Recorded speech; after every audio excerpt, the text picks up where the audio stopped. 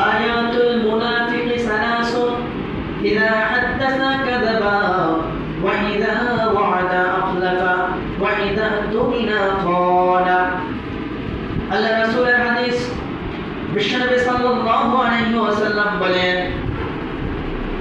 যারা হচ্ছে মুনাফিক তাদের মধ্যে তিনটি বৈশিষ্ট্য পাওয়া যাবে। এক নম্বর বৈশিষ্ট্য হচ্ছে ইযা হাদাসা কাযাবা, যখন সে কথা বলবে কথা বলার সময় সে মিথ্যা বলবে। মিথ্যা বলা মানুষ আমাদের সমাজে আছে না নাই? এরপর আল্লাহ রাসূল দ্বিতীয় যে বৈশিষ্ট্য বলেছেন, মুনাফিকদের মধ্যে যে দ্বিতীয় বৈশিষ্ট্য থাকবে সেটা হলো ইযা ওয়া'আদা আখলাফা, যখন সে কোনো কিছুর বিষয়ে শপথ করবে, ওয়াদা করবে, তখন সে এই ওয়াদা সে ভঙ্গ করে বসবে। ওয়াদা ভঙ্গকারী মানুষ আমাদের সমাজে আছে না নাই? এরপর আল্লাহ রাসূল বলছেন ওয়া ইযা তুমিনা খানা, যখন তার কাছে কোনো কিছু আমানত রাখা হবে সেই ব্যক্তি আমানতের খেয়ানত করবে, আমানতকে পরিপূর্ণ হেফাজত করবে না, আমানতের খেয়ানত করে বসবে। এমন আমানত খেয়ানতকারী মানুষ আমাদের সমাজে আছে না নাই? শুধু তিনটি বৈশিষ্ট্য নয়, আল্লাহ রাসূল আরেকটি হাদিস থেকে জানা যায় যে প্রকৃত যে মুনাফিক তার মধ্যে আরো একটি বৈশিষ্ট্য থাকবে, সেটি হচ্ছে ওয়াইদা খাসাবা ফাজারা, যখন মানুষের সাথে কথা বলবে ঝগড়া বিবাদ লেগে যাবে তখন সে ভালো কথাই ঝগড়া করবে না, মানুষদের সাথে তার মা বাপকে গালি দিয়ে কথা বলবে, ঝগড়া করার সময় সে গালি গালাজ করে ঝগড়া করবে। এমন মানুষ আমাদের সমাজে আছে না নাই? তাহলে আমরা আল্লাহ রাসূলের এই হাদিস থেকে জানতে পারি মুনাফিকের যে প্রধান চারটি বৈশিষ্ট্য, তার মধ্যে প্রথম বৈশিষ্ট্য হচ্ছে ইযা হাদাসা কাযাবা, যখন সে কথা বলবে তখন মিথ্যা বলবে। এজন্য যেহেতু আপনারা বলেছেন আমাদের সমাজে মিথ্যা কথা বলা মানুষ এখনো অবশিষ্ট আছে, অথবা আমরা অনেকেই মিথ্যা বলে থাকি, আজকের পর থেকে আমরা মিথ্যা বলা বাদ দেব তো ইনশাআল্লাহ?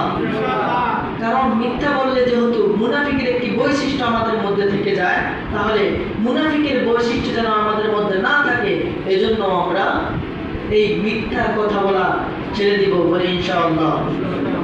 দ্বিতীয় যে বৈশিষ্ট্য সেটা হচ্ছে ওয়াইজা ওয়া'আদা আখলাফা, যখন সে কোনো কিছুর শপথ করবে, ওয়াদা করবে, তখন সে ওয়াদা ভঙ্গ করবে। তো আপনারা বলেছেন ওয়াদা ভঙ্গকারী মানুষও আমাদের সমাজে আছে, আছে না নাই? যখন দেখা যাচ্ছে কাউকে আপনি টাকা হাওলাত দিলেন, বললো যে আগামী শুক্রবারে দিয়ে দিবে, এরকম কত শুক্রবার চলে যায় তার টাকা দেওয়ার কোনো খবর নাই। এমন ওয়াদাকারী আছে না নাই? অথবা বলে যে এত তারিখে দিয়ে দিব, কিন্তু এত তারিখ চলে যায় তারপরে টাকা দেওয়ার খবর নাই।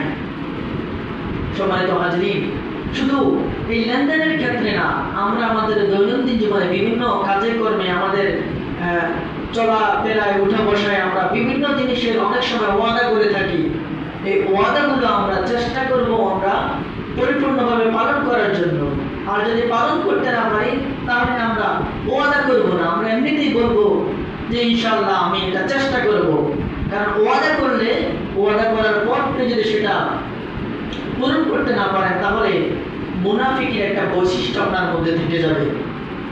সম্মানিত হাজির, এরপরে হচ্ছে ওয়াইদা তুমিনা খানা, যে তার কাছে আমানত রাখলে সে খেয়ানত করে।